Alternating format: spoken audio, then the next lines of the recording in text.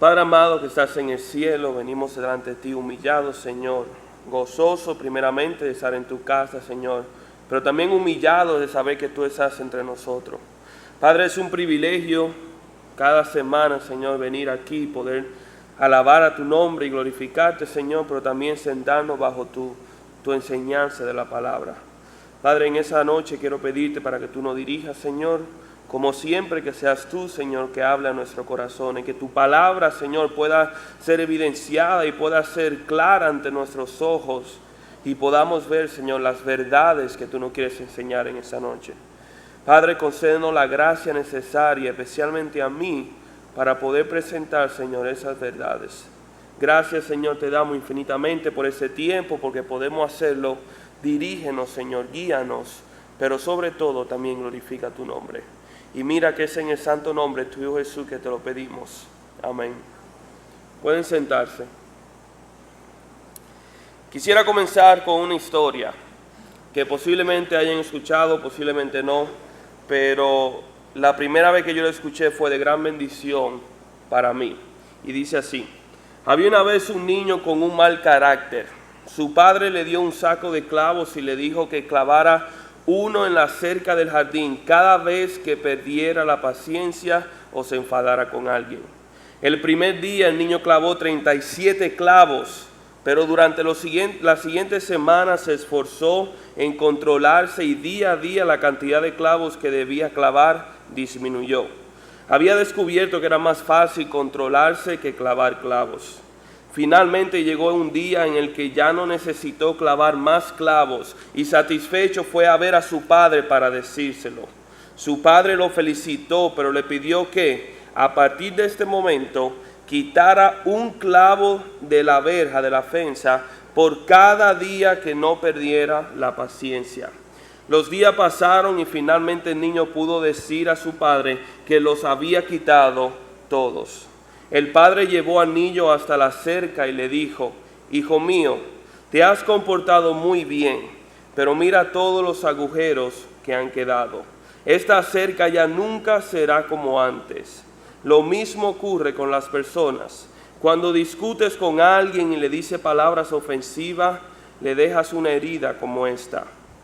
Puedes clavar un cuchillo en un hombre y después retirarle, pero siempre quedará la herida. No importa las veces que le pidas perdón, la herida permanecerá. Y si nosotros en algún momento de nuestra vida hemos ofendido a alguien, o le hemos causado dolor, o hemos causado calamidad en la vida de otra persona, yo creo que podemos identificarnos con este muchacho. Yo creo que podemos identificarnos con esta anécdota de que verdaderamente hay veces que nosotros cometemos errores y hacemos daños y pedimos perdón, y por obra y gracia de Dios somos perdonados por esa persona y le damos gracias a Dios por ello. Pero el hecho de que hemos sido perdonados no significa que las heridas han sido sanadas. No significa de que a pesar de eso puede que haya agujeros aún presentes, aún tangibles, aún frescos en esa relación. Y la pregunta que nosotros tenemos que hacernos en ese momento, cuando hemos visto el daño que hemos causado, ya sea nosotros mismos o en la vida de otra persona, y ver que esos daños son irreversibles, que esos agujeros, que esas heridas no pueden ser cambiadas, la pregunta que debemos hacernos es la siguiente: ¿cómo hacemos entonces para vivir con nuestras cicatrices? ¿Cómo podemos vivir con nuestros errores? Y esa noche vamos a tratar de responder esa pregunta mirando la vida del rey David. Vamos, si pueden por favor conmigo, a 2 de Samuel capítulo 12. Y ese va a ser nuestro texto para esa noche. 2 de Samuel capítulo 12. Y vamos a estar viendo 3 pasos para aprender a vivir con nuestros errores. 3 pasos para aprender a vivir con nuestros errores. El título del mensaje es: ¿qué hacer cuando no se puede hacer nada más? ¿Qué hacer cuando no hay nada más que hacer? Si tienen su Biblia en 2 de Samuel, vamos a comenzar leyendo desde el versículo 1 del capítulo 12. Es una porción un poco larga, así que le pido que seamos pacientes y podamos entonces aprovechar la lectura. Dice así, versículo 1. Jehová envió a Natán a David, y viniendo a él le dijo: había dos hombres en una ciudad, el uno rico y el otro pobre. El rico tenía numerosas ovejas y vacas, pero el pobre no tenía más que un solo corderita, que le había comprado y criado y que había crecido con él y con sus hijos juntamente, comiendo de su bocado y bebiendo de su vaso y durmiendo en su seno, y la tenía como a una hija. Y vino uno de camino al hombre rico y éste no quiso tomar de sus ovejas y de sus vacas para guisar para el caminante que había venido a él, sino que tomó la oveja de aquel hombre pobre y la preparó para aquel que había venido a él. Entonces se encendió el furor de David en gran manera contra aquel hombre, y dijo a Natán: vive Jehová, que el que tal hizo es digno de muerte, y debe pagar la cordera con 4 tantos, porque hizo tal cosa y no tuvo misericordia. Entonces dijo Natán a David: tú eres aquel hombre. Así ha dicho Jehová, Dios de Israel: yo te ungí por rey sobre Israel y te libré de la mano de Saúl, y te di la casa de su señor y las mujeres de tu señor en su seno. Además te di la casa de Israel y de Judá. Y si esto fuera poco, te habría añadido mucho más. ¿Por qué pues tuviste en poco la palabra de Jehová, haciendo lo malo delante de sus ojos? A Urías Heteo heriste a espada, y tomaste por mujer a su mujer, y a él lo mataste con la espada de los hijos de Amón. Por lo cual ahora no se apartará jamás de tu casa la espada, por cuanto me menospreciaste y tomaste la mujer de Urías Heteo para que fuese tu mujer. Así ha dicho Jehová: he aquí yo haré levantar el mal sobre ti de tu misma casa, y tomaré tus mujeres y delante de tus ojos, y las daré a tu prójimo, el cual yacerá con tus mujeres a la vista del sol. Porque tú lo hiciste en secreto, mas yo haré esto delante de todo Israel y a pleno sol. Entonces dijo David a Natán: pequé contra Jehová. Y Natán dijo a David: también Jehová ha remitido tu pecado, no morirás. Mas por cuanto con este asunto hiciste blasfemar a los enemigos de Jehová, el hijo que te ha nacido ciertamente morirá. Y Natán se volvió a su casa, y Jehová hirió al niño que la mujer de Urías había dado a David, y enfermó gravemente. Entonces David rogó a Dios por el niño, y ayunó David, y entró y pasó la noche acostado en tierra. Y se levantaron los ancianos de su casa y fueron a él para hacerle levantarse de la tierra, mas él no quiso ni comió con ellos pan. Y el 7º día murió el niño. Y temían los siervos de David hacerle saber que el niño había muerto, diciendo entre sí: cuando el niño aún vivía, les hablábamos y no quería oír nuestra voz. ¿Cuánto más se afligirá si le decimos que el niño ha muerto? Mas David, viendo a sus siervos hablar entre sí, entendió que el niño había muerto. Por lo que dijo David a su siervo: ¿ha muerto el niño? Y ellos respondieron: ha muerto. Entonces David se levantó de la tierra y se lavó y se ungió, y cambió su ropa y entró a la casa de Jehová y adoró. Y después vino a su casa y pidió, y le pusieron pan y comió. Y le dijeron sus siervos: ¿qué es esto que has hecho? Por el niño viviendo aún ayunabas y llorabas, y muerto él te levantas y comiste paz. Y él respondió: viviendo aún el niño, yo ayunaba y lloraba diciendo: ¿quién sabe si Dios tendrá compasión de mí y vivirá el niño? Mas ahora que ha muerto, ¿para qué de ayunar? ¿Podré yo hacerle volver? Yo voy a él, mas él no volverá a mí. Que el Señor bendiga su palabra. Vamos a dejar el texto hasta aquí y vamos a brincar rápidamente en el texto. Es una historia que nosotros estamos viendo en esta noche, un relato familiar, creo que para todos nosotros en esta noche. Es el relato en el cual David toma a la mujer de Urías el Heteo cuando ella estaba bañándose, dice que estaba bañándose, y él desde la terraza del palacio vio a la mujer, la codició, la mandó a buscar, le llegó a su mujer y ella quedó embarazada. Entonces David, para encubrir su pecado, lo que hizo fue que trató de que Urías se acostara con su mujer, con Betsabé, Sin embargo, él no quiso porque era tiempo de guerra y él decía que él tenía que estar en la guerra con sus hombres. Pues entonces David lo que hace es que envía entonces a Urías al frente de batalla, y cuando está ahí en el frente de batalla le dice al coronel que retire las tropas de manera que Urías quede solo en el campo de batalla. Eventualmente Urías murió, aparentemente una casualidad o una pérdida de guerra, pero todo fue planeado por David para encubrir su pecado. Y eso es lo que nosotros vemos en el capítulo 11. Ya llegando al capítulo 12, nosotros vemos cómo el profeta Natán llega aquí ante David, posiblemente ya varios meses después que pasó esto, y confronta a David con esto. Y nosotros vemos que consecuencia de este pecado, Natán le dice a David que hay tres cosas, por decirlo así, tres consecuencias de su pecado que va a llegar sobre él. La primera consecuencia, nosotros vemos, es que la espada no se apartará de su casa, como dice en el versículo 10. La tercera es que su prójimo, y en este caso sabemos que es Absalón, se llegará a sus mujeres en público, como vemos en el versículo 11. Pero después en el versículo 14 nosotros vemos que también el hijo que iba a nacer de Betsabé ciertamente moriría. Y esas fueron consecuencias del pecado de David con el cual David tuvo que lidiar. Y ahora respondemos la pregunta: ¿cómo pues entonces podemos vivir con nuestros errores? ¿Cómo enfrentó David esta situación, esta calamidad en su vida? El primer paso que nosotros vemos que hizo David fue que él, lo primero que hizo cuando fue confrontado con Natán y se dio cuenta de su error, fue que él restauró su relación con Dios. Lo primero que él hizo, el primero y más importante de los pasos que nosotros vamos a ver esta noche, fue que David restauró su relación con el Señor.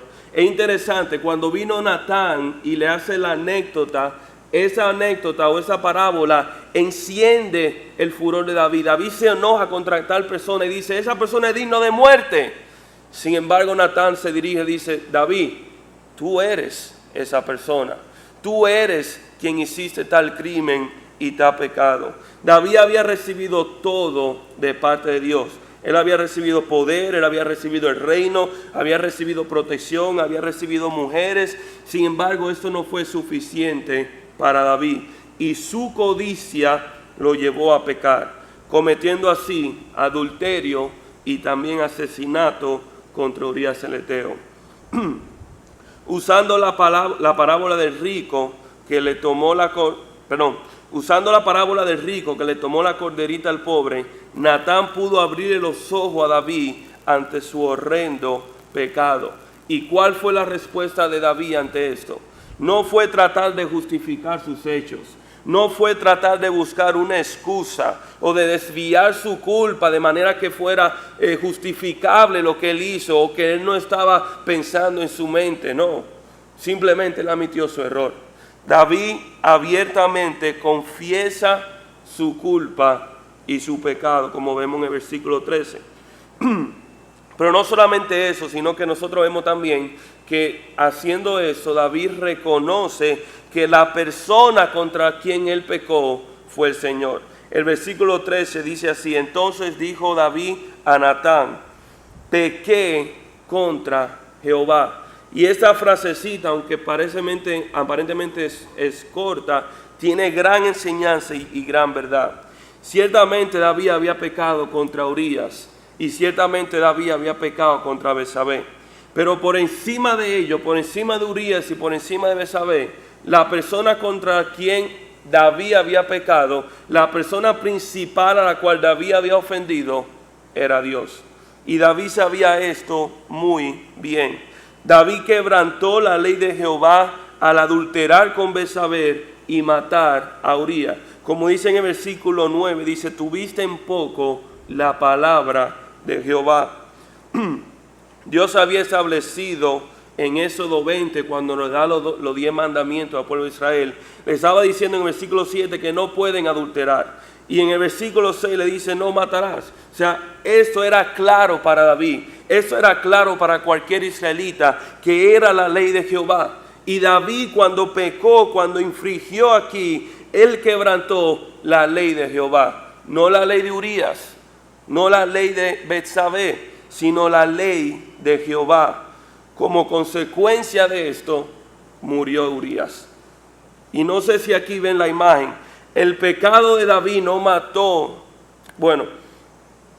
la agresión en sí no fue directamente a Urías, aunque Urías fue quien murió. La agresión de David fue contra Dios y consecuencia de ese quebrantamiento, consecuencia de ese pecado contra Dios, resultó en la muerte de Urías. Y es por eso que la primera persona a la cual David tiene que arrepentirse, la primera persona a la cual David tiene que confesar su pecado, no era con Urías, sino era primero con Dios.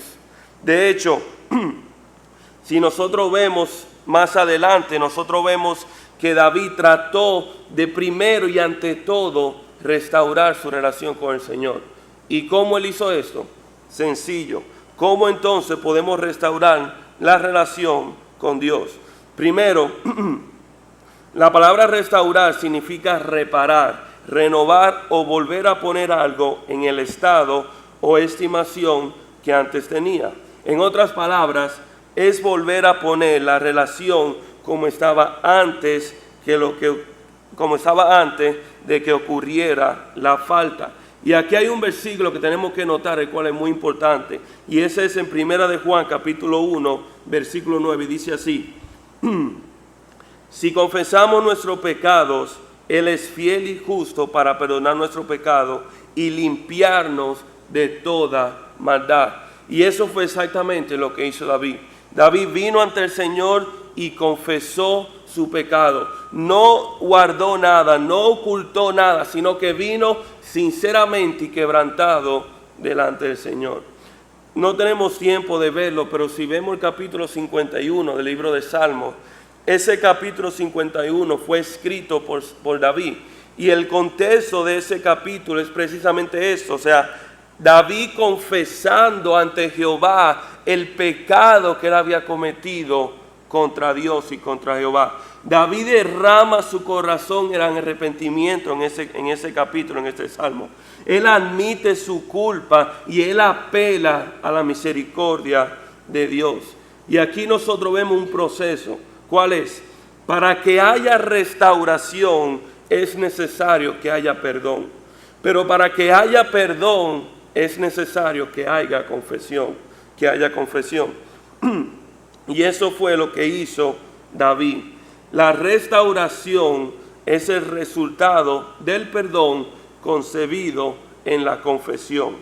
Y David vino delante del Señor, vino arrepentido, confesó su pecado, confesó su falta y no le ocultó nada al Señor. Ahora, todo esto es posible solamente y gracias a los méritos de Cristo. La única razón por la cual nosotros podemos restaurar una relación con Dios, la única razón por la cual David pudo venir delante del Señor y confesar su pecado y que el Señor le perdonara, fue simple y llanamente por los méritos de Cristo en la cruz. El mismo versículo de 1 de Juan capítulo 1:9 dice: si confesamos nuestro pecado, Él es fiel y justo para perdonar nuestro pecado y limpiarnos de toda maldad. Pero la única razón por la cual Él es fiel, la única razón por la cual Dios es justo para perdonar, es porque ese pecado que Él está perdonando ya ha sido pagado en la cruz del Calvario en la persona de Cristo. Ese pecado fue pagado en la cruz mediante la sangre de Cristo derramado. Y haciendo eso, entonces abrió la puerta para permitir la restauración entre el hombre y entre Dios. Efesios capítulo 1, versículo 7 dice: en quien tenemos redención por su sangre, el perdón de pecado, según las riquezas de su gracia. Verdaderamente David fue perdonado cuando él confesó su pecado. Vemos eso al final del versículo 13, cuando dice aquí el profeta Natán que también Jehová ha remitido tu pecado, no morirás. Y uno puede decir, pero bueno, ¿cómo fue perdonado? Sin embargo, vemos la consecuencia. Bueno, tenemos que ver qué fue lo que el Señor le perdonó. Si nosotros vamos a la ley mosaica, nosotros nos damos cuenta que el pecado de adulterio y el pecado de homicidio, ambos pecados eran dignos de la pena de muerte. Una persona que cometía esos pecados merecía ciertamente la muerte. Y cuando David dijo que esa persona que había robado el corderito merecía morir, sin darse cuenta, él estaba hablando verdad de sí mismo. Pero el Señor le perdonó la vida a David. La gracia de Dios fue suficiente para perdonar y restaurar a David. Sin embargo, y eso es muy importante, el impacto de su pecado continuó siendo latente en su reino y en su vida. A pesar de que el pecado fue perdonado, el impacto del pecado, las consecuencias que trajo el pecado seguían estando presentes, seguían siendo latentes en la vida de David. Hermanos, al igual que David, también nosotros debemos procurar restaurar nuestra relación con Dios. Si en algún momento hemos ofendido a alguien, si hemos lastimado, si hemos herido a alguien o a nosotros mismos, antes de llegar a esa persona, la primera persona que debemos venir es delante de nuestro Padre. A la primera persona que nosotros hemos ofendido es a nuestro Dios y a nuestro Padre. Venir arrepentido delante de Él, confesar nuestro pecado, no tratar de encubrirlo, llamar las cosas como son, al pecado por su nombre y buscar su restauración. Debemos hacer como David, derramar nuestro espíritu delante de Él en sumisión y arrepentimiento con un espíritu quebrantado. En ese mismo capítulo de Salmo 51 hay un versículo que me encanta que dice así, el versículo 17, dice: los sacrificios de Dios son el espíritu quebrantado, al corazón contrito y humillado no despreciarás tú, oh Dios. Y esa es la promesa que tenemos, que si venimos en arrepentimiento, confesando nuestro pecado, que un espíritu quebrantado, Dios no nos va a apartar. Muchas veces en mi vida, cuando yo me he encontrado en la misma situación de David, cuando he sido confrontado con mi pecado, hay veces que lo único que me queda es simplemente abrir la Biblia en Salmo 51 y leer ese salmo en forma de oración. Leer versículo por versículo y mientras leerlo simplemente orar al Señor pidiéndole perdón por aquellos pecados que he cometido. Sin embargo, todos nosotros también debemos hacer eso cuando nos encontramos precisamente en ese lugar. Si hemos pecado contra otra persona, también debemos procurar restaurar esas relaciones. Pero ante todo, debemos venir a cuenta primero con nuestro Dios. Y ese fue el primer paso. El primer paso de cómo vivir con nuestros errores es restaurar nuestra relación con Dios. El segundo paso es aceptar la realidad. Y posiblemente ese sea el paso más difícil de asimilar. Es posible que este sea el más difícil de aceptar. Porque hay decisiones en nuestra vida que hemos tomado, las cuales no hay marcha atrás. Hay puertas que abrimos que no pueden ser cerradas. Y hay caminos que hemos tomado del cual no hay vuelta atrás. Y hay decisiones que hemos tomado en nuestra vida que simplemente no podemos cambiar y tenemos que aprender a aceptarlas y a vivir con ellas. Un ejemplo puede ser una joven o un joven que sale embarazada fuera del matrimonio.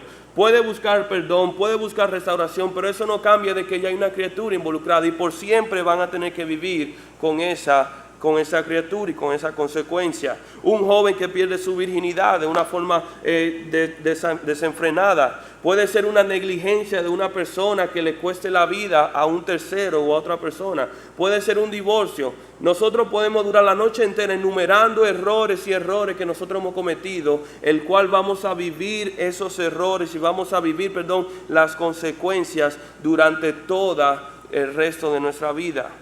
Y lo único que podemos hacer es como hizo David, y es aceptar la realidad.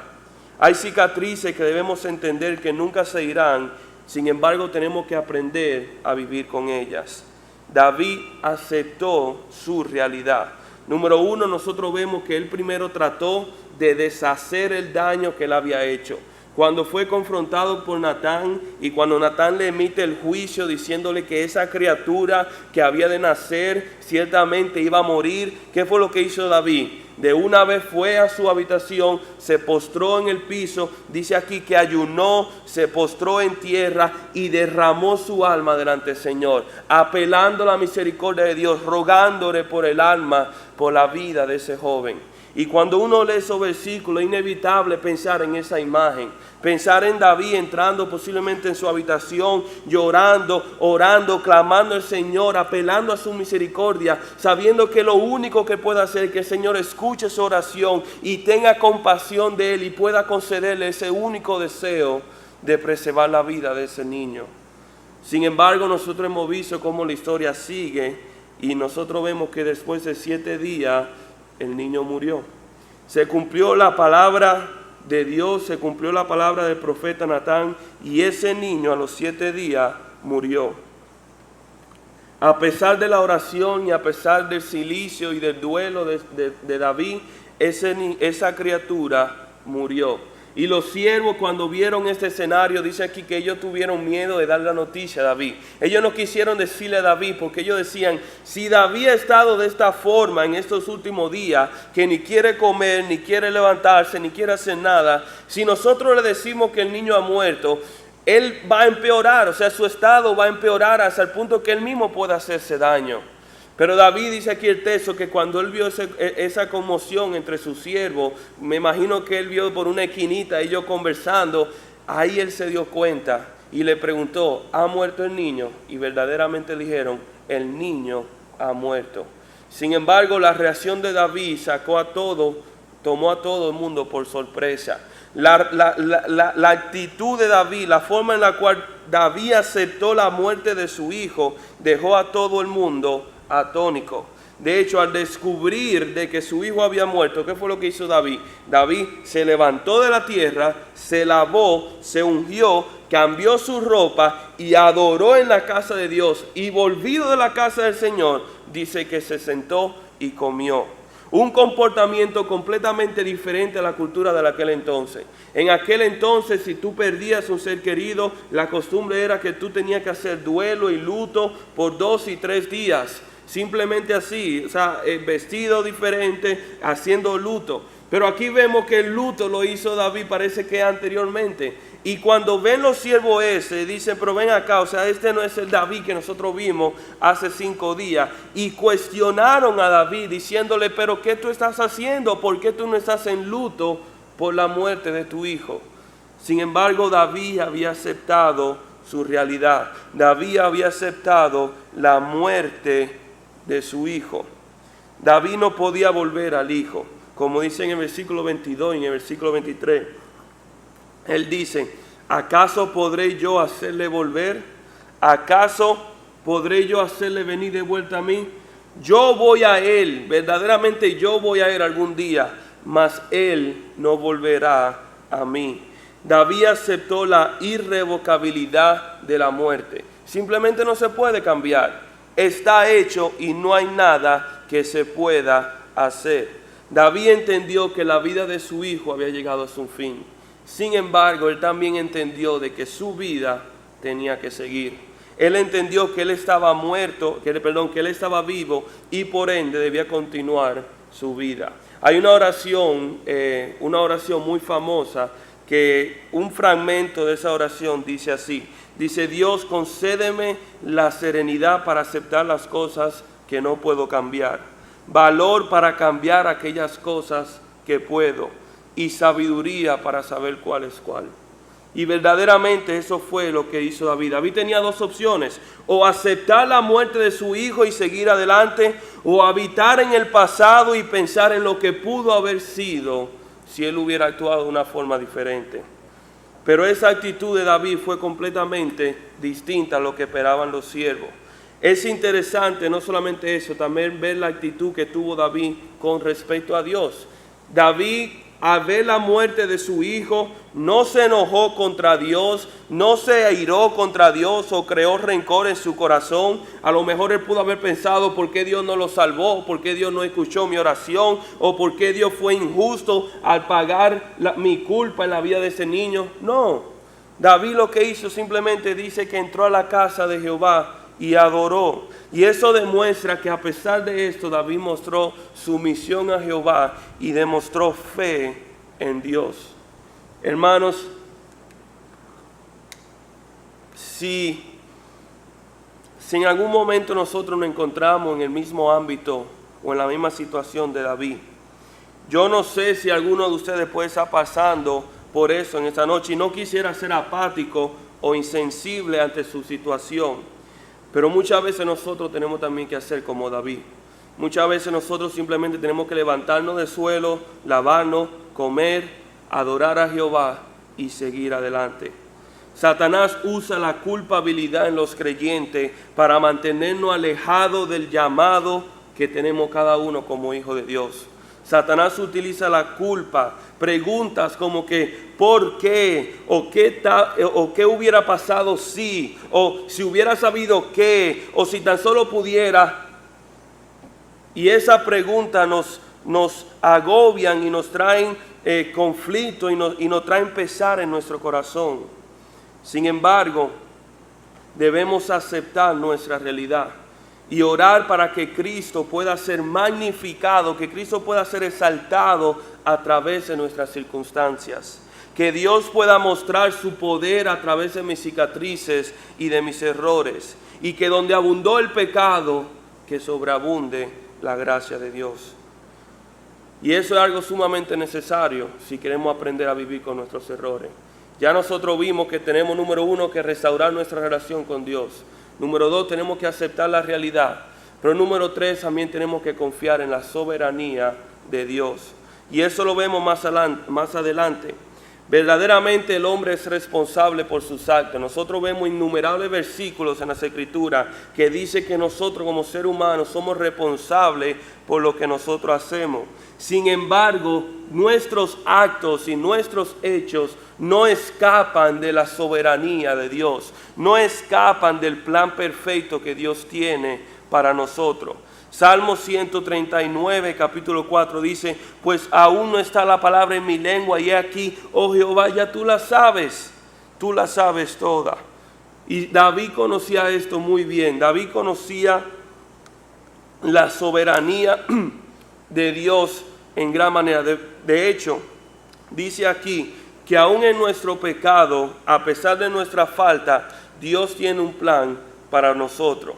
El pecado de David no fue razón para que Dios no cumpliera su propósito en la vida de David, ya que a pesar de esa falta y a pesar de ese pecado, nosotros vemos en los versículos adelante que el Señor le da otro hijo a David, le da otro hijo, el cual resulta ser Salomón, el heredero, el cual iba a ser el rey después de David. Pero no solamente eso, sino el hecho de que este hijo le nació de la misma Betsabé con la cual él había cometido adulterio.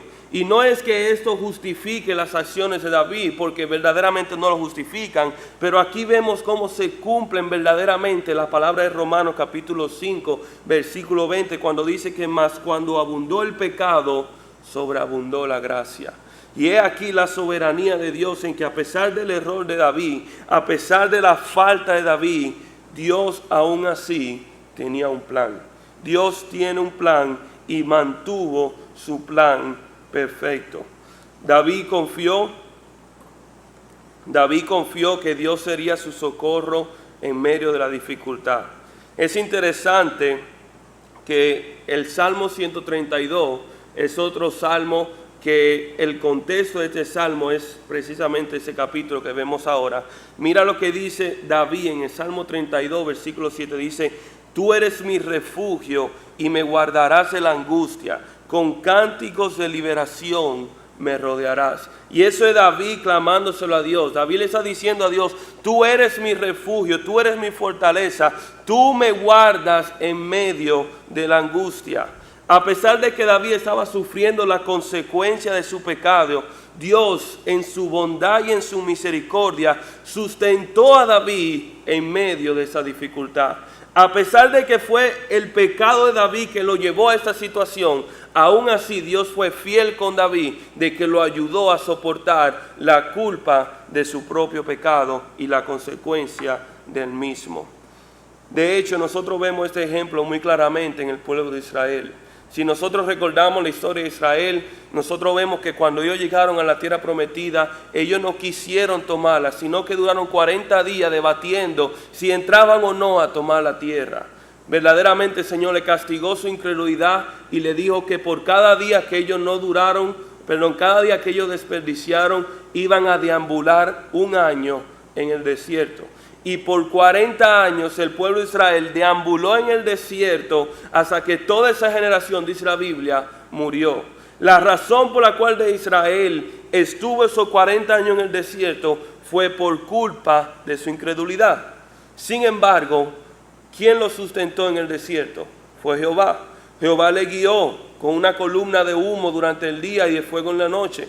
Jehová le dio de comida, le dio maná, le dio protección, le cuidó su vestido para que no se desgasten. Y vemos cómo Jehová sustentó al pueblo de Israel en medio del desierto, a pesar que fue su pecado que lo llevó al desierto. Y nosotros vemos eso también evidenciado en la vida de David. Pero no solamente David confió en que Dios sería su socorro, también David confió en que él usaría su calamidad para testimonio para otros. Dice el Salmo 51, versículos 12 y 13, dice: vuélveme el gozo de tu salvación y espíritu noble me sustente. Entonces enseñaré a los transgresores tus caminos y los pecadores se convertirán a ti.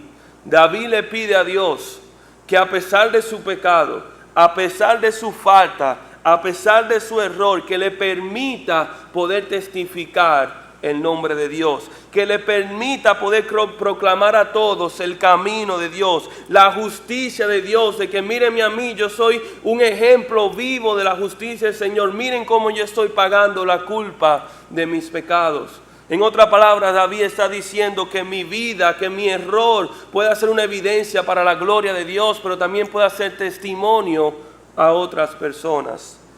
David confiaba en que el Señor usaría su calamidad como testimonio para otra persona y como gloria y honra de Dios.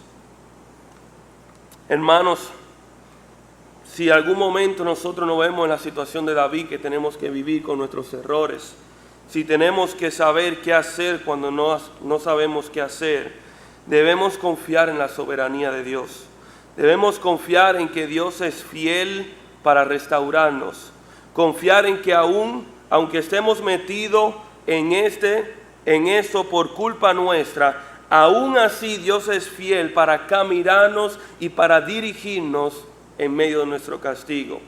Y debemos confiar también que Dios usará nuestros errores como enseñanza y testimonio a otra persona, como lo ha sido David para nosotros en esta noche.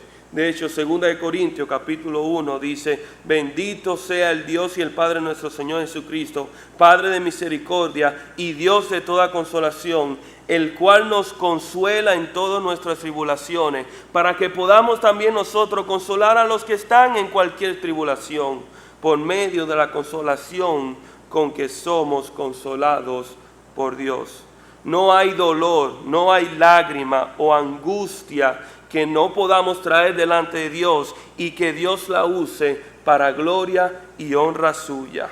No hay dolor y lágrima o angustia que pueda venir sobre nuestra vida que no pueda ser de enseñanza, de testimonio, de aliento para otra persona. Hermanos,